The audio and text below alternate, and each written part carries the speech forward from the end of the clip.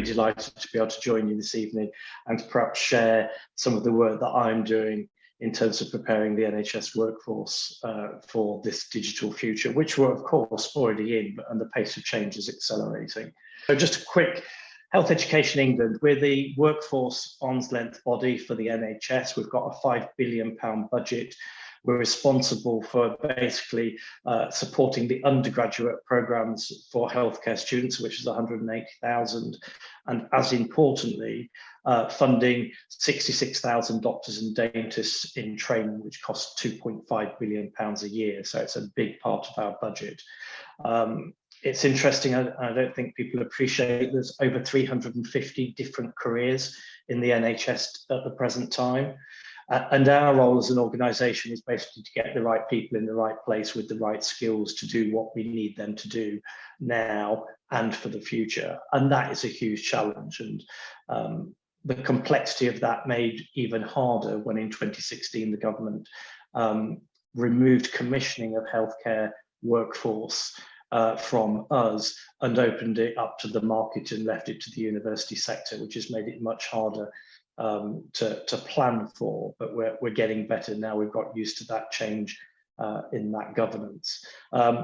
Health Education England is going to be merging with NHS England, NHS Digital, NHSX from next April, and we're currently in a transition. So in effect, bringing all of the central and key central NHS bodies together into a new NHS England. Partly to, in effect, align better workforce, service and finance at that central planning operation stage. So it'll be interesting to see whether we achieve better alignment as a result of that change. But anyway, Paul's already mentioned Eric Topol. Eric, it was an absolute honour to work with Eric during 2018. He'd met with Jeremy Hunt in San Diego in the early part of that year. And Eric is, in effect, the Mahatma Gandhi of digital healthcare and is the editor-in-chief of the Journal of International Journal of Digital Healthcare, and is a huge blogger and writer of work on digital work and genomics. And Jeremy asked him whether he'd come over to England to do a review for us and to help us think how we might prepare the workforce. Eric agreed to that very kindly. It was all done predominantly online, though he did come right at the beginning to set things going and at the end to deliver the report in person to the Secretary of State. But it took a year to pull this together, and he himself chose many of the people from the UK he wanted around the table to actually produce the report. And Jeremy Hunt's three questions to Eric are these: what are the technical developments likely to change the roles and functions of our clinical staff over the next couple of decades? What are the implications of these changes for the skills we then require? And how's that going to change the way we select, recruit, change curricula for both the current and future NHS staff? Small questions, but by God, they're big. And has the pandemic changed already what we've said in that report? The report was in 4 working groups because it was just too big for one group to work on. We looked at 3 key pieces that Eric was very clear. Patients had to be included as partners in this, in terms of what we were saying. And that's very much, any digital transformation, you make it user-centric. If you don't make it user-centric, you do so at your peril. And Eric was very clear, patients have to be at the center of this. And his book, The Patient Will See You Now, is a fantastic read, because although Eric is a physician, a cardiologist, a genomicist, you'll read just from his book, see that he puts patients very close to what he does, and the evidence of that, and how we think about the patient in anything we do. And you'd think in the NHS we do that, we do try, but the NHS is very paternalistic. It's still very much us, the citizen, relying on the practitioner to tell us what the practitioner wants to do to us as an individual. And it's still very much designed around the healthcare professional not the patient. Also very clear from the work that we said it had to be evidence-based. We can't do anything if it's not, and particularly around the workforce. If there's no evidence for it, we weren't going to put it in the report. And my background being in hospital management, I said I wasn't going to produce a report that was highfalutin and would sit on a shelf.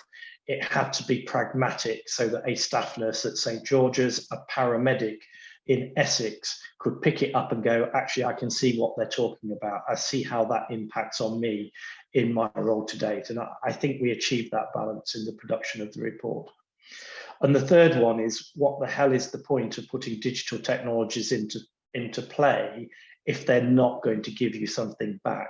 And for us, it was giving clinicians time back by getting the machines and the digital to do things that otherwise clinicians were spending a lot of time on.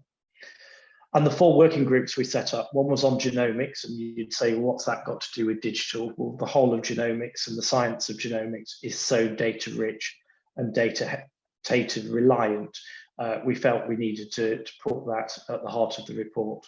We had a group looking at artificial intelligence and robotics, and one looking at digital medicine. And more importantly, our 4th group looked at organizational development, because at the end of the day, putting digital technology into healthcare, 80% of this is about hearts and minds and behavioural change, and only 20% is actually about the technology itself. And we've pushed this very hard.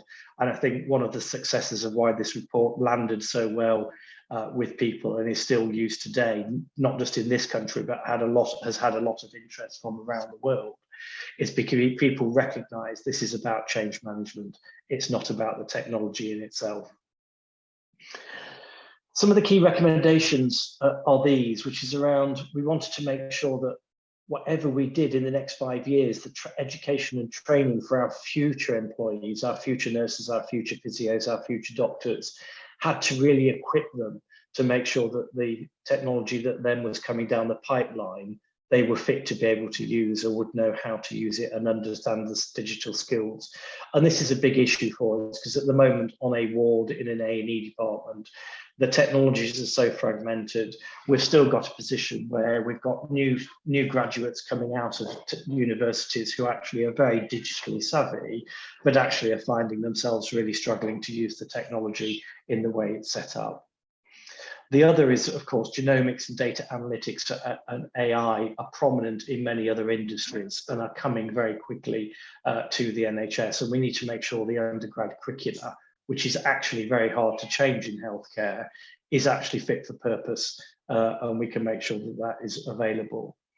We wanted to make sure that our future healthcare professionals really understood the possibilities of digital healthcare technology, but understood the ethical issues and the patient safety issues. You can't just pick up an app and start using it. You have to understand what the app is driving at and where the database that they're using fits with that app. And I think one of our concerns is, how do we have a kite mark for healthcare apps so that people just don't take, and of course people are just taking them and are not thinking through the evidence of where the database is that is actually running that app. And we want to make sure that our students gain the appropriate level of digital literacy, and digital literacy is a big part of what my team are working on for the whole 1.4 million people working across the NHS. Top technologies got us very excited.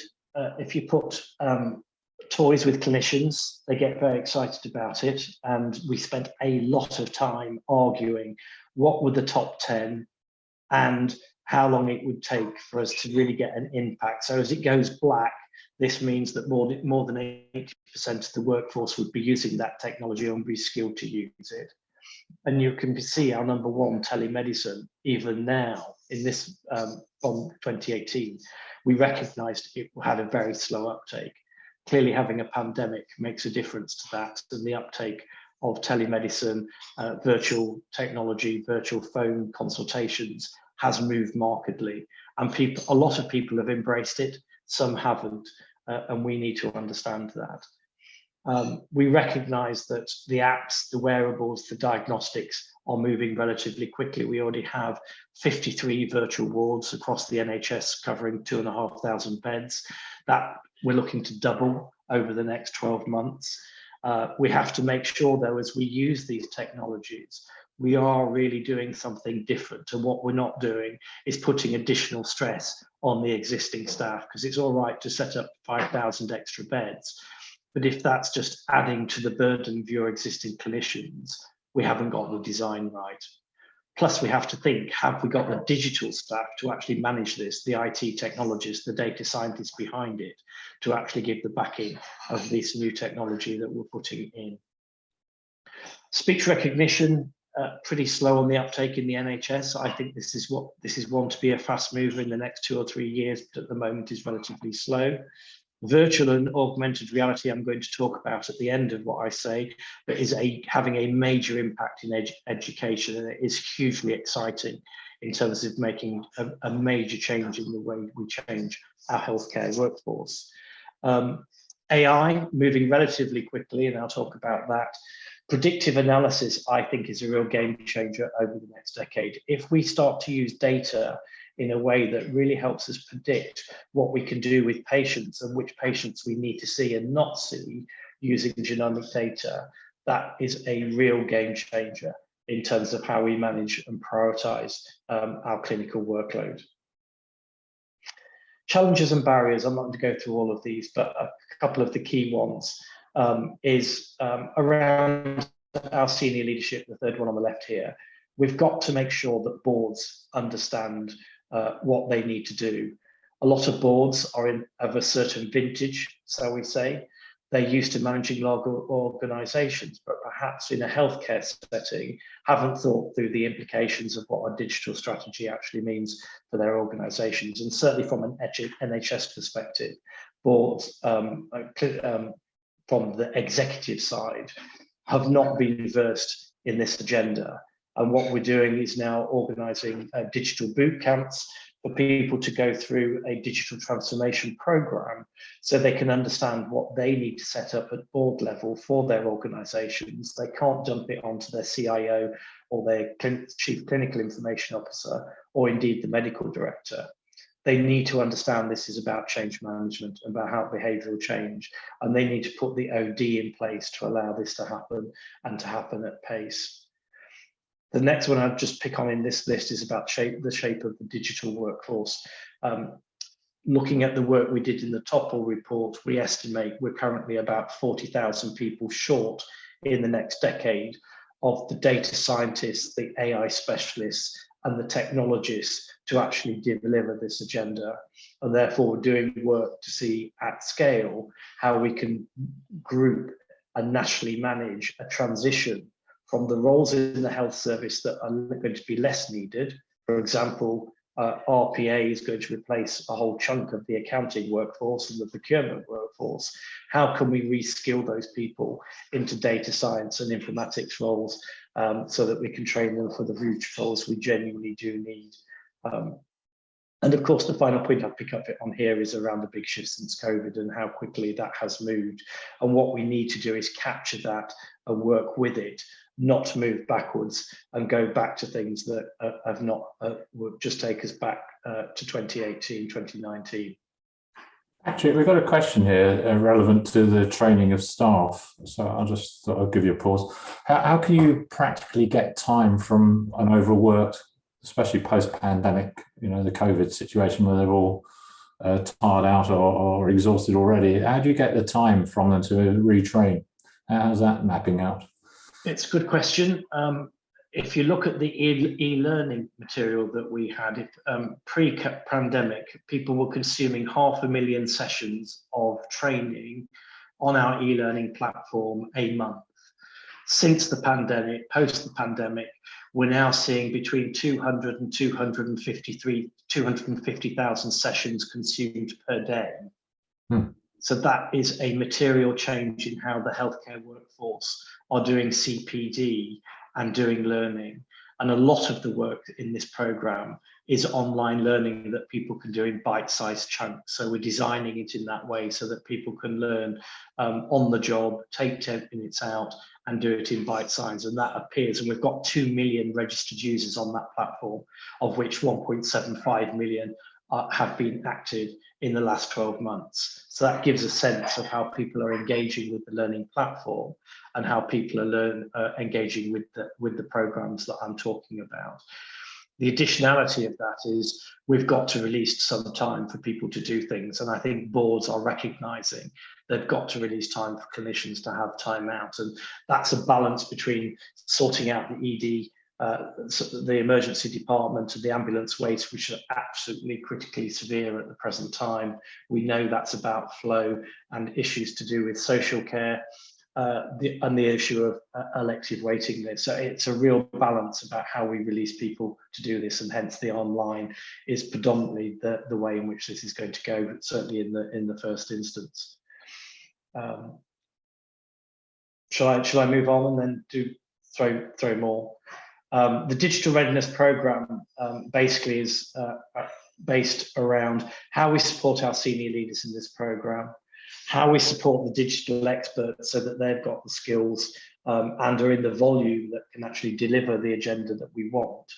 How do we think about the future of that digital workforce and how we build it, and where are those people going to come from? It is a large additionality of workforce, and therefore there has to be a switch from existing roles to these new roles. But there also has to be a reskilling of clinicians. So you may find people who are already consultants, consultant surgeons, physicians, nurses in practice that actually want to get into the digital, but they don't want to give up their clinical.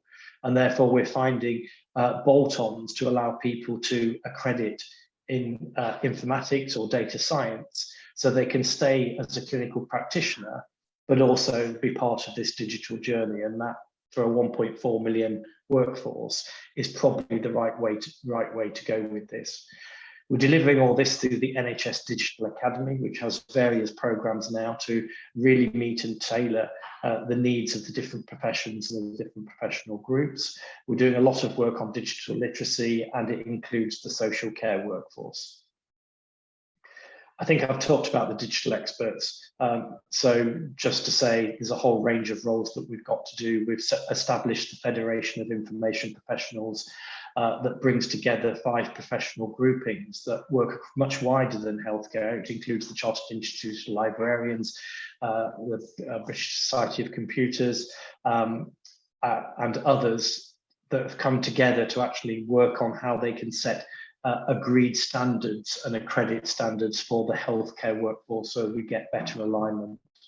And a big part of this is bringing those people together in regions to work in information skills development networks, so our local people can work together to develop their skills and work on projects in their local geographies. We've got a variety of programs within the Digital Academy. This is just a few. We've got a graduate program for digital data and technology science. We bring our Topol Fellowship program together, which is we appoint 50 people a year to work on fellowship programs, which help in their own job do a digital program project, but at the same time act as digital champions with their own organization. We're working with Yale University on a program that brings educationalists, social care and healthcare leaders together to work on digital programs across an ICS. Digital literacy, hugely important to us, 1.4 million. This is our statement about digital literacy for the health services, about making sure that people have the capabilities that are fit for someone living, working, learning and participating and thriving in a digital society. This is important for healthcare because at the moment we know people can buy their travel, they're very digitally literate with their social media, but actually working in a healthcare setting, we have a whole additionality of safety, ethics, provenance of data that they need to learn, and this is often one which trips people up, and therefore this is part of the literacy, and this is our digital literacy framework, which allows us to build a program of learning for people to understand these 6 components and why it's important for them in different levels of where they're working within the NHS. And therefore we've established a digital literacy program that gets very much into the specifics, if you're a consultant surgeon, what they might need versus your administrator working on a reception. and also looking at how we make sure we get digital into the undergraduate curricula. The scope is very wide. We recognise we've got to get a whole range of people and a whole range of specialist skills and major organisational differences and training cultures across the country. And also that we need to bring our citizens with us. If we're talking digital, there's no point being the clinicians being trained if we as citizens ourselves are not health and digitally literate to engage with our professions. And one of the scary statistics for the UK is there are 43% of the UK public are health illiterate, meaning they do not understand the health information presented to them when put in a written form. When you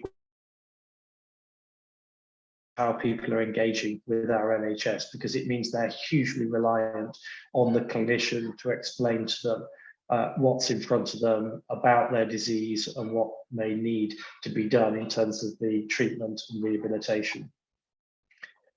Very quickly, we've built a self-assessment tool which goes live. This allows people to go through various capabilities across 32 different domains. It allows you to score your own self-confidence against where you think you need to be for your given role. And at the end of it gives a self-assessment review, which then at the end produces a series of recommendations of digital learning that's online for how you've scored yourself. Doesn't take long to do. It allows then people to go back in 6 months' time to rescore themselves and to find other digital learning to slowly reskill themselves. In beta phase, this has been hugely popular in terms of people doing it, testing it, and actually engaging within the training. And as I say, we're about to go live with this across the whole NHS in the autumn. AI is quite exciting. We've got this whole program looking at AI, digital and robotics, and what we need to do to support the clinician in how they understand what this is about. And this is all around health data provenance, creation of the materials, how we integrate it in the governance of the clinical work that people do. Ethics, massively important. We can't just start introducing AI without people understanding what it does, what databases it works, so what population database does it, the database, is it reflective of the communities you serve locally? And in terms of what is the AI interpreting, is it a fair reflection of the activity and the community it is serving? This program is quite wide. We've got one looking at AI and digital healthcare technologies and its impact. We've got one looking at robotics with the Royal College of Surgeons, and we've got a whole fellowship with the British Association of Dermatologists as a test bed for looking at the digital technologies within dermatology.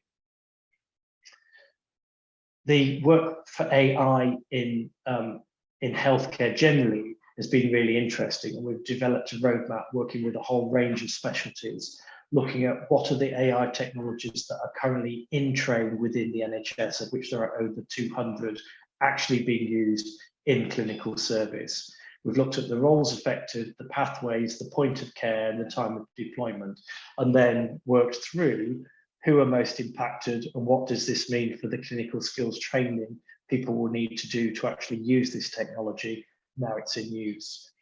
And interestingly, and this slight surprise, I think, of the 240 technologies actually in use, 34% are in the diagnostic setting, 29% are in that automated service efficiency, the RPA side of the world. Only 17% are in population health, and the one that surprised me is only 14% are in remote monitoring. So the big one is the diagnostics. It's the one that is most used, and therefore not a surprise that it's the clinical radiologists, the cardiologists, and the GPs who are our top clinical areas that are most impacted, and who we've got to put in training for now so that they can use this technology it is coming. And all of us have experienced this probably with our GPs over the last 2 years. They are using chatbots and automated technologies now, which they need to know what does it mean in the background, what are they using, how does it work. We are now prioritizing, particularly because of AI in clinical radiology coming into the fore, for the clinical radiologists and GPs about making sure that they've got training online to be able to use and understand how this technology is working. And more than 80% of the technologies are either in use or about to be in use in the next few years. So again, this is how quickly, we hadn't predicted this in the Topple review. So already 3 years on, what we said would have been probably in another 2-3 years just starting is already started and already moving at pace. Patrick, I've got a hand up from Ted. So Ted, if you can come in. Let you have a glass of water while. Yeah, very interesting. Just interested to know, has there been any sort of attempt at business case or degree of savings in any of these sort of AI areas? It feels a bit like it's a very current, interesting theme, but which one will give us the biggest bang for the buck, and so on. Has any of that analysis also been done? It's currently in train. We're currently developing a workforce strategy for the NHS. Jeremy Hunt's very big on this in terms of wanting numbers. As part of that work, we'll be making some judgments about which of the big digital technologies that are going to be deployed that are going to have the biggest impact on supporting, I suppose, saving workforce hours, making life easier for people. The big ones are AI in GP and AI in radiology. We've got to make a judgment on that. In the Topple report, we made some hour saving of radiology just in breast screening alone, and looked at that. But it's high level numbers at this stage, but it is relatively big. And it's how reliant are we going to be on, at the moment, all reports are read twice. Are we going to allow the AI reporting to be the first read, which means the radiologists only have to do the second read? That is going to be a material difference in savings on reporting read. If you think that radiologists spend 30 to 50% of their clinical time reading reports and reporting, that's quite a material change. If you look at speech recognition and some of the savings that have been made in a couple of the trusts that have gone the whole hog and put speech recognition in with straight goes into the electronic patient record, they are significant savings in terms of time saved of clinicians. And it's how quickly that can be rolled out. RPA is the big one, obviously, for back office.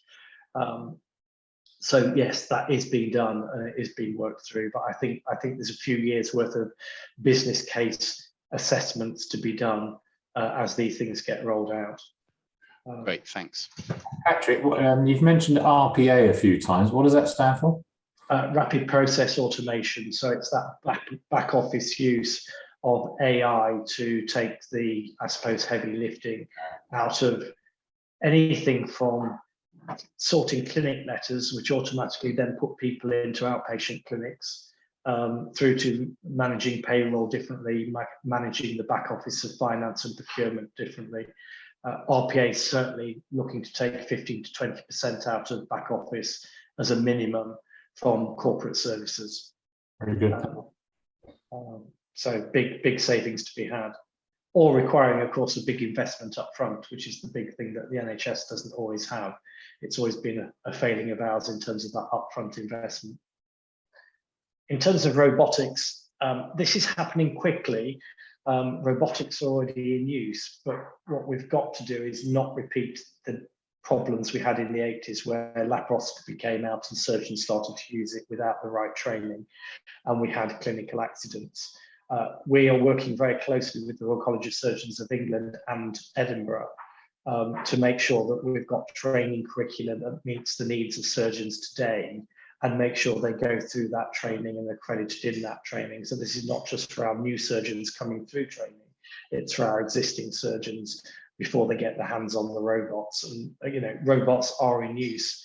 The exciting thing of this is you probably can now do have a surgical, well, you've seen this with Ukraine, for anyone that's seen David not doing his work, you can have David in London overseeing major trauma in Kiev and being able to do the assist in the surgery from that distance using the robotic surgery methodology. And we've clearly got to get this right, and it's fantastic. We're working with the surgeons to make sure we get the training programs in place now. Moving to education, this is obviously my bag in terms of health education in England, and really exciting. This is probably one of the biggest game changers that education has seen in probably the last 3 or 4 decades, I would say.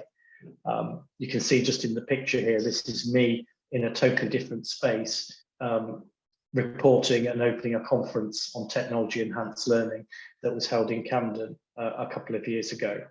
The HoloLens allows us to then think, if you think about this, we can connect a teacher to any area in the country, to various rooms at the same time. And therefore, at the current time, releasing people for education is always a challenge, but actually just releasing one person for education in 12 different centres actually is a lot easier to do.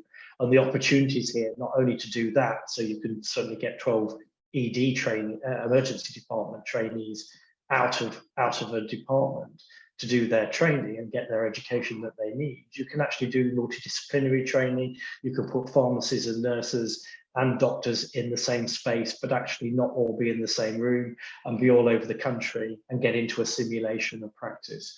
So hugely, this technology is moving very quickly and is being adopted. Health education is leading the way in terms of a vision for simulation and how we might use this for the future, both in clinical practice to actually do simulation training before surgery, bringing people together to work through where patient safety issues have happened, to work through what they might do to prevent them happening in the future. But more importantly, for our undergraduates, not to work in their silos of nurses and pharmacists or whatever, but bring them together in a true multidisciplinary learning. So you can put a trainee nurse in a situation where they're learning with a pharmacist and a doctor together in a simulated practice, so that they can do that and really test with one another some of the safety issues that they have as a team, but they do that in a safe simulated practice. The difference this makes is absolutely fantastic and is really groundbreaking. We are currently rolling out across the regions of England starter packs for these XR hubs to be able to view virtual and augmented reality to allow trust to start testing this. And we've purchased a load of kit for them to be able to loan from the library for them to get into it. And we've also got proven technology in terms of the proprietary software that allows them to test everything from giving difficult news about someone who's dying through to being able to test out surgery practice and do a knee operation or something like that. The breadth of what you can do with this technology is absolutely amazing and is really helping us get the technology out and allow people to gain competence and confidence, and the confidence is a big one, with this technology in the simulated practice, which then when they go back into the real world, gives them more confidence to be able to do it in a proficient way and have already picked up the skills they need to do through simulation. I talked about the e-learning for healthcare platform. This is absolutely massive. We've got 2 million registered users now. We've got over 500 programs of everything from the Staten Brieman training through to all the very deep and interesting clinical practice that people will need. And this grows by the day. We're probably adding about 50 programs a year at the present rate of new learning. We also sell this overseas, by the way, and interestingly, we opened up this free of charge during COVID to the world and had 106 countries using our information with 22 million launches. It was absolutely amazing how many people wanted to use the work that we did through our COVID pages. We also have the Digital Learning Solutions program. We have a team of people that support digital skills learning across the NHS. And we've got a load of e-learning that helps people gain their digital skills, as I've spoken to about earlier. We're then launching a learning hub for the NHS, which will bring the other 2 platforms onto this later in the next 12 months. But this will be the one go-to learning hub for the NHS, which will have a much wider application than e-learning, but will bring video, audio, and a whole bunch of other documents, articles, and web links. So it's the one place for learning for the National Health Service moving forward. And I'll finish with blended learning. This is a game changer. We commissioned a couple of years ago 7 universities to establish full blended learning nurse courses, which would allow a trainee nurse to apply for the course and through a virtual learning environment, train to be a nurse, to be able to work with other nurse students wherever they may be in the country, to be able to interact with their tutor, to be able to do simulated practice, and even in their hands-on clinical practice, because of course as a nurse you have at the moment got to do hands-on clinical practice, give them a lot more flexibility in terms of how much is done hands-on and how much is done using the augmented technology. We've done this with the support of Universities UK and all 7 healthcare regulators. And the game changer here is that all 7 healthcare regulators have joined us in a partnership to move this agenda forward. And up till now, of the 2,600 hours a nurse has to do hands-on training, clinical practice training, 300 of those hours up till now could be done through simulation. As a result of this work, that has now doubled to 600 hours, and we're looking to extend that even further. If you think of the clinical practice hours that saves, which allows more clinical time to be available for other nurses to train, it's a real game changer. If you then look across the other 7 healthcare professions and what that might do for doctors or pharmacists, this is a real game changer in the way that our future healthcare practitioners will learn and train. And it is an absolute delight that we're doing this in collaboration with the regulators and the universities. It's a bit of a game changer to have everybody around the table and all working with us on an evidence-based practice. And interestingly, as a result of this, the attrition rate on the courses has reduced, and it is bringing people into healthcare that would have never thought of going to university before because of the flexibility this different way of learning allows. So it is a really exciting game changer. I finish with this, which you guys are going to know more than perhaps in the NHS. You can't do digital transformation alone. You have to do it with service transformation leading at the fore. Digital transformation has to be service user-centric led. That is quite new for the NHS, and it is a real challenge for us to get around that and about how we get people to really be user-centric in their thinking and not try and do workforce redesign without thinking what the service should look like in the first place. This is truly transformational. These are Eric words. He was a true pleasure to work with, and his work is really, I would really commend looking at some of his work and his reading. And I would leave this. We have to make sure, though, that we don't forget the NHS, the health and care sector is about human skills. And as much as we want to use digital to bring this paradigm shift change around, we have to make sure that empathy, compassion and kindness stay with us. Thank you.